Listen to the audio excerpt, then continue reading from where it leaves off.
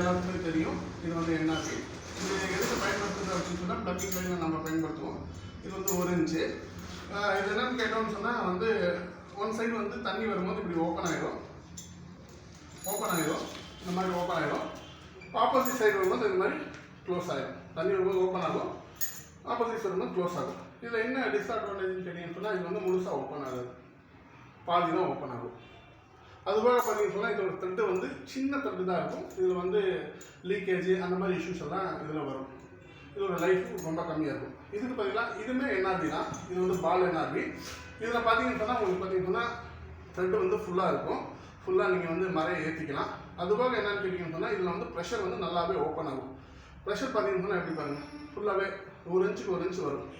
அதுபோக வந்து நல்லாவே வந்து ஒரு துளி வந்து லீக்கேஜே வராது. இது வந்து பால், இதுக்குள்ள வந்து பால் இருக்கும். ஆப்போசிட் பார்த்தீங்கன்னு சொன்னால் அவங்க வந்து லாக் ஆகிடும். அதனால் வந்து இதை மாதிரி நம்ம போட்டோம் அப்படின்னு சொன்னால் பெருமளவு இந்த ப்ளம்பிங் லீக்கேஜை நம்ம தவிர்க்கலாம். லைஃப்பும் நல்லாயிருக்கும். இதோட விலை 500 ரூபா தான். இன்னும் சொல்ல போனால் இது வந்து 1 இன்ச்சு தான். இதுவுமே 1 இன்ச்சு, இது 1 இன்ச்சு தான்.